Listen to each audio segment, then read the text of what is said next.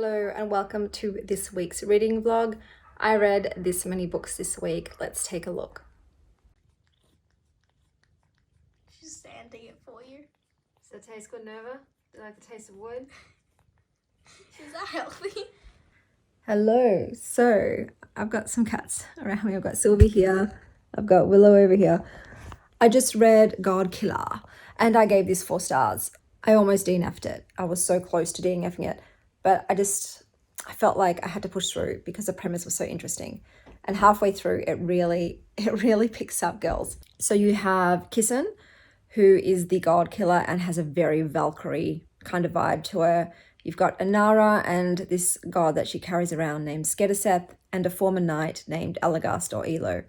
So they sort of stumble across each other because their paths intertwine. And this book has a lot of LGBTQIA rep. It's got disability rep, so fantastic. The king who decrees that it's okay to kill gods because they sort of messed with his family. It gives me Tamlin vibes, so I'm just letting you know. Skedaseth, the god, or Sked for short.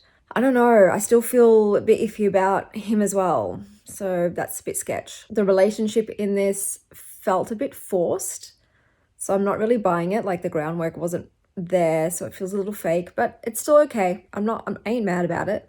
The gods are by far the most interesting thing in this. So you've got old gods and lesser gods, and they're all gods of different things. Some are benevolent, some are not. So like I said, they are fascinating, and I love any time that they come about and you learn about them. This sort of does end on a cliffhanger, so I'm going to have to continue reading this. I'm not mad about it, but I hate waiting as well, because I know I'll forget so much stuff by the time the next one comes out. But I did enjoy it. It was a fun time. Like I said, it took a while to pick up, even though it opens with a very violent scene, which was quite shocking. You're like, oh my God. It just, I don't know, I just took a long time to get into it, but then it paid off. So I'm actually really glad I persisted with this. My favorite character is Kissen. I definitely love her. So yeah, I'm excited to see the next one. Hello, so today was back to school day, and my youngest daughter has severe anxiety, and school is her biggest trigger. It's the thing she hates the most in this world. So today was a full-on day, let me tell you. But I got her a little toy cat that looks like my mother's cat, so she named it Suki after my mother's cat, and I think that will be a big help. I also asked the teacher to have her sat beside her best friend. Normally the teachers choose where their kids sit, and I felt like her having someone that she has a relationship with will help her ease into the new, because the biggest thing too with like kids with anxiety and autism is change, and new things is very unsettling. So I thought something familiar would be great. I also got like all these new lunchbox and bottle things that she really wanted for a long time. Anything I could to help her be a little bit excited about today. So it was also her birthday party 2 days ago, and I had all of her friends at the house, and she had a great time. She had a Victini cake. She's still obsessed with Pokemon, and it was pretty good. Except for me, when I host social events, or even when I go to social events, I am wiped out for days afterwards. It just flares up my conditions, and I'm just out of commission. So I'm still recovering from that. I'm hoping today, being home alone for a couple of hours, will help me reset and chill my nervous system. But I have read a book. So I read Alone with You in the Ether by Olivie Blake. So this was a very hyped book on booktube. I'd seen it everywhere, and I hadn't read any Olivie Blake's books before. So I read this, and I've given it 2.5 stars, and I feel like that's generous because there wasn't anything really I liked about this book. So I'll start with the premise. You've got Reagan and Aldo, and it's about their relationship. That's pretty much the entire book. There's not really a whole lot of plot. It's character and relationship based. As far as the characters go, Reagan is an artist, and she has mania. Sometimes she is on her meds, sometimes she's not. And then you've got Aldo, who is like this genius. You're told constantly he's a genius, a mathematician who is probably definitely on the spectrum, so people consider him a bit odd and aloof and unfriendly and weird. And it's about, their relationship. So I'll start off with the writing. The writing was really pretentious and overwritten. It was actually a headache to read. The format changes as well. So from the beginning, you have like this narrator just popping in, setting the scene, doing stuff. The narrator's character also changes, so it's not even a constant narrator. So that comes on and off throughout the book. And then you'll have areas where it'll just jump into something and you're left feeling confused as if you've missed a chapter. You think, hang on, when did that happen? That was very discombobulating. So I was left confused a lot of the time. Now, the characters are not really likable. I didn't like Aldo. I didn't like Reagan. Their relationship, so unhealthy, so codependent, was not here for it. There's a scene when Reagan's not on her medication and Aldo's gone to visit his father, whom he's very close with, and she decides she wants him to come back early, so she's thinking of ways to hurt herself that will make him want to come home early. And I was like, okay, no. Their relationship also begins while she's in a serious relationship with somebody else, and I'm not into that. I really don't like it. And I know they try to justify it by saying, well, we didn't have sex, so there's no like physical cheating. There was a lot of physical intimacy that I would not be okay with my partner partaking with somebody else. I felt like it crossed a line. It was obviously absolutely emotional cheating. So it just wasn't for me. I did keep reading, and I only kept reading because people raved about this so much. And I thought maybe something happens, maybe it's wrapped up amazingly, but no. I didn't like the characters. I didn't like the writing. I didn't like the relationship. Didn't like the story. So this had nothing for me. And like I said, I think 2.5 stars is being generous, but I did finish it. There was something about it that made me want to see how it ended, even though the ending was also like, no. That being said, I'm not going to sort of throw in the towel for Olivie Blake as an author. I'm going to try out her fantasy. We'll see how that goes. But yeah, this book was just not it for me. If I'm going to read a lit fic that's just a bad relationship, I have to either like the relationship or like the characters or love the writing. There has to be something there, but all three were 3 strikes. On to the next book.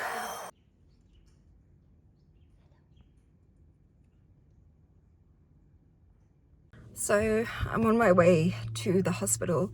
My grandmother had a stroke, and unfortunately the doctors don't believe that she's going to recover and that she has a limited time left. But I am on my way to go see her and to support my mother, obviously, during this time. But I guess the good thing is that we've got time to, say goodbye and prepare ourselves. But yeah, today's a hard day.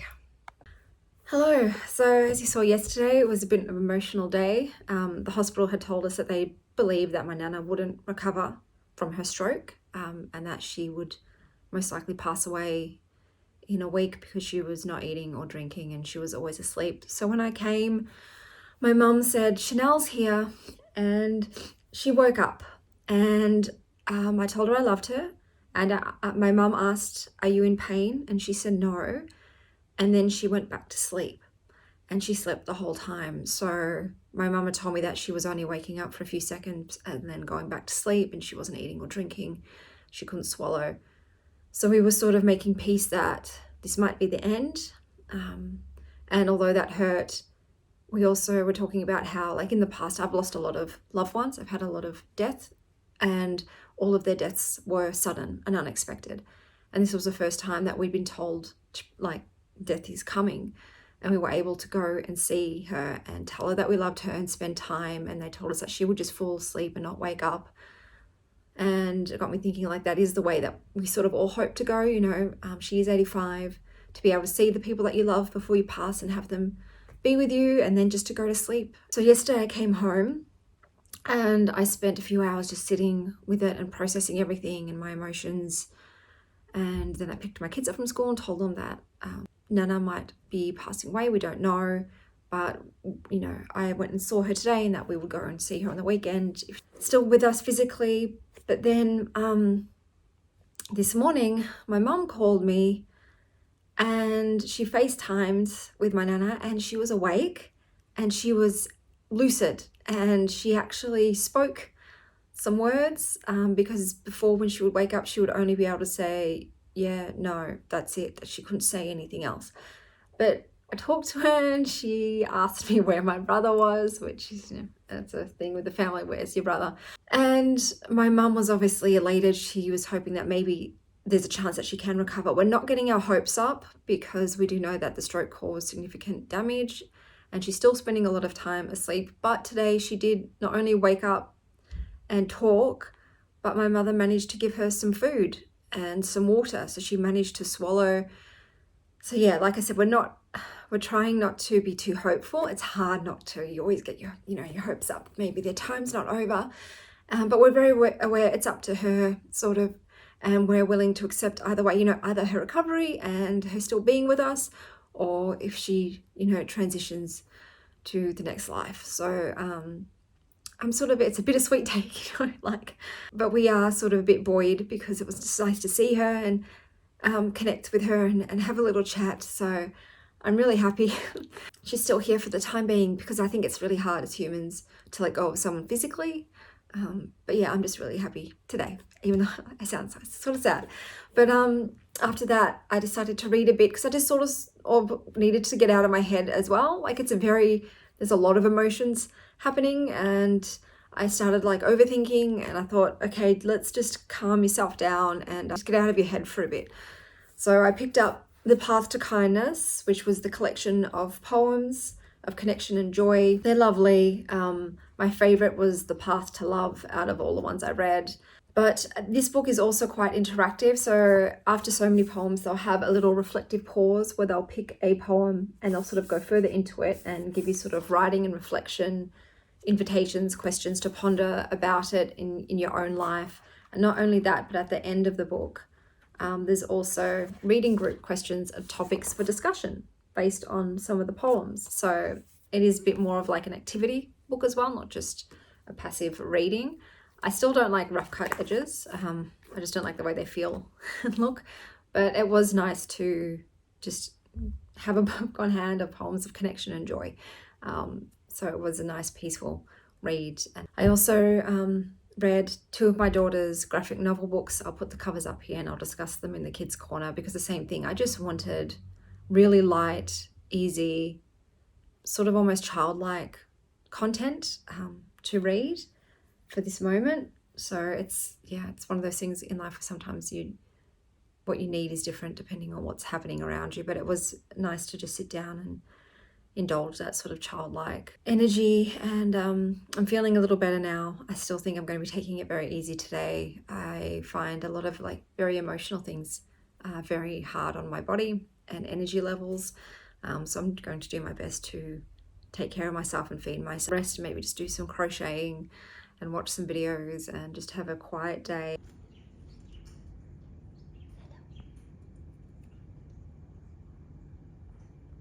Thought I'd just update you. So I've decided not to use Storygraph anymore.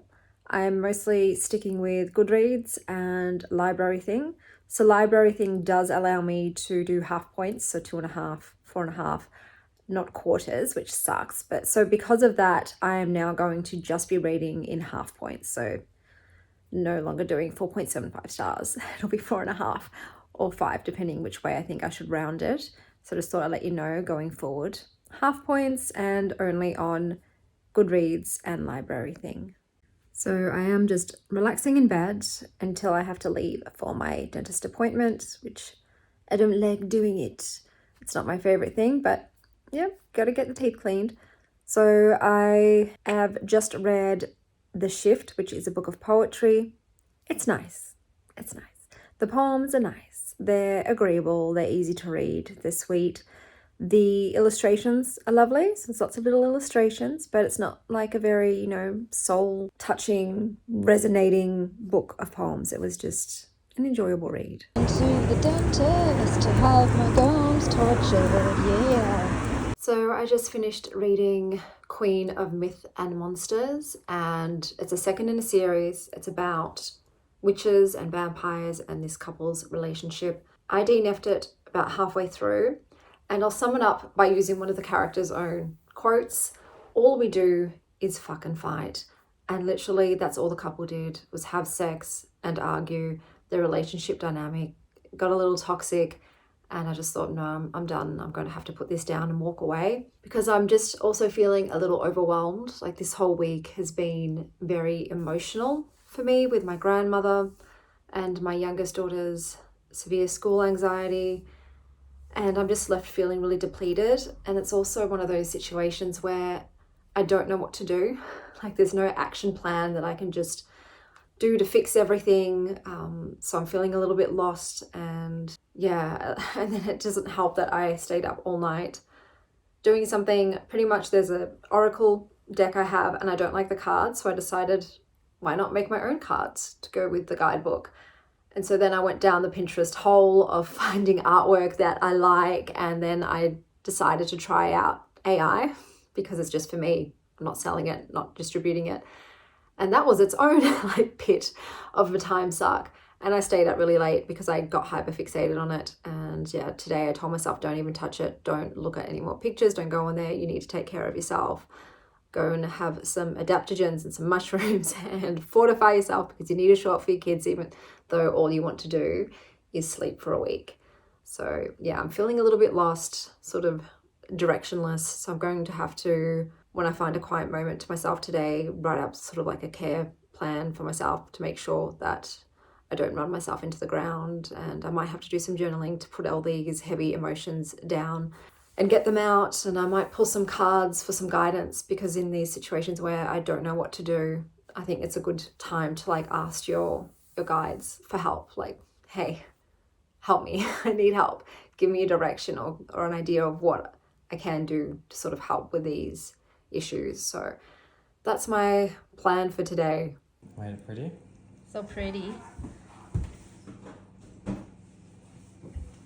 Hola! So today I finished listening to Everything I Thought I Knew About Love by Dolly Alderton, I think that's what it's called. And I've given it 3 stars. Now for me, it just wasn't to my liking.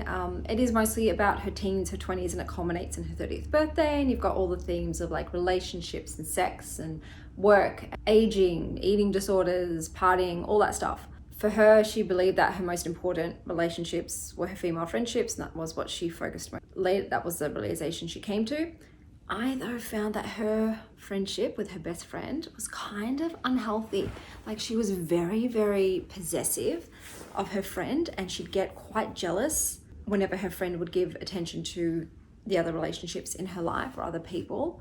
So I'm like, ooh, I think you need to work on that a bit more. Like, therapy was a main theme in this book as well, and I'm like, maybe you should focus on how to have healthier friendships and respect other people's like boundaries and not put so much pressure on them to be, you know, your everything. So yeah, so that was 3 stars. But speaking of aging, so I am 37. I love getting older. It means I've got more time on this planet, and I'm hoping to get up into the 3 digits one day. So at the moment, I've noticed a lot of gray hair coming through. Now, I don't dye my hair. This is my natural color, and it has lightened up a lot because of the grays that are interspersed with it. It used to be quite black. Now it's more looking like a dark brown. And I'm now at the point where I'm like, to dye or not to dye? That is the question. And I'm just not quite sure what I want to do. I love all colors look. I love all gray or white. It's that salt and pepper Max Sheffield sort of in between thing that I'm not quite liking the aesthetic of. But the thought of dyeing doesn't appeal to me. Like, it's something I just don't want to do. And I've tried henna before when I was younger. I did not like henna either. So I don't know. All of my friends that have grey hair, my family members, parents, all that stuff, they all dye their hair. And the reasons that they told me is because they feel like the grey ages them, and they just like the more youthful appearance of having coloured hair. And I totally understand that. So, but yeah, I don't know what to do. At the moment, I'm just leaving it. I've decided I'm just like, it's not bothering me that much at all. Maybe when it gets to the point where it is real like black and white, that I might decide to go down the dye path until I'm fully grey or fully white. I'm guessing that's probably where I'm going to be. At the moment, I'm just going to let it go. But I'd love to hear what you guys have done and why, whether you dye, whether you let it go all grey. I don't know. It's one of the perks of growing older, I guess. My plans for today, I was going to like do a full makeup to match this like theme. I was feeling like the black and the pink, and then I sat down and I'm like, I don't have the energy, bruh. As much as I wanted to have like a fun play day, because that makeup is that to me. It's like my creativity outlet. Some days I just feel like, yeah, painting my face and doing something different. Most days, like 6 days of the week, I don't. It's just But today I was just like, all right, we're just gonna put some mascara on, some lippy, just to get some color in my face so I don't look like a ghoul, because I am so exhausted. I have still not slept. And but it is Friday. I got kiddo to school. We're going to get back into therapy. I need some professional help and opinions on what to do and how to help her, and what would be best for her, just being open to whatever they suggest. And yeah, I'm just going to take it easy. I was going to go out and run errands, hence like I thought I'll put on a little cute outfit, but I'm like, nah, I'm just gonna lounge around in my cute outfit at home, because I'm just not. It's so cold today. So we're in summer, middle of summer, but it is a winter's day today, like full wintry day. It's the max 16 degrees today. It's a cold Arctic wind. It is raining. And I'm just like, the weather is wild these days, guys. I don't know if anybody else's countries are the same, but all of our climates are changing. So it's not predictable anymore. I actually thought about relocating up to like Queensland, but they've been having so much rain, like in their dry season. It's been wet and flooding. So I'm just like, I don't know. Maybe I'll just stay here and just tough out the cold when it's cold. But it just sucks because I'm such a heat baby. I love the heat. I love the sun. And to be in the middle of summer and to have to wear like full on jackets and boots and scarves, it kills me, because this is what sort of like charges my battery for the rest of the year. Summer is what gets me through the rest of the year. And autumn in general is my favorite season. I love the blend of the hot going into mild, going into a little bit cool at the end. I love that like transition. But summer is what like I get all my vitamin D, and I, you know, sort of get myself warmed so I can make it through the hibernation months. But yeah, we haven't had a very hot summer. There were a couple of days where we had a few hot days, but like it hasn't broken into the 40s. Normally it does. And it's only hit like, I think 40 is the max where I am. So yeah, I'm grumbling about the weather. many things, but I do find my mood is a bit influenced by it. When it's warm, I'm just happier because I have less pain in my body. I think that's what it is. When I'm warm, I'm not in pain, and therefore when you're not in pain, you are generally just happier. But anyway, I think I'm going to go and clean up the house and then make a matcha, and I'll see. I'm hoping I can get the reading urge again. If not, I'll just put another audiobook on. Finding another home for it. Hello. So this morning we had to get up real early to take my eldest daughter to her scholarship exam. She's going to be there for 3.5 hours doing the test, and then we're going to go pick her up. It is so cold and rainy today. This is the most bizarre summer I can remember. So we're all bundled up at home waiting till we have to pick her up. I'm currently listening to The Soulmate, which is set in the state that I live in. So it's really weird when there's a setting in a book that's real that you know. It makes the book feel a little like nonfiction. But I am enjoying it. I do want to see what really happened at the cliff. So it is entertaining, but I'm not going to finish it today. So I thought I would wrap up this week's vlog. I'm also putting up the polls for April's book club picks. So feel free to vote for which fiction or non-fiction you want me to do a vlog for April. But that's everything this week. And I hope that wherever you are having a warm morning, afternoon or evening. And as always, stay well, Star Child.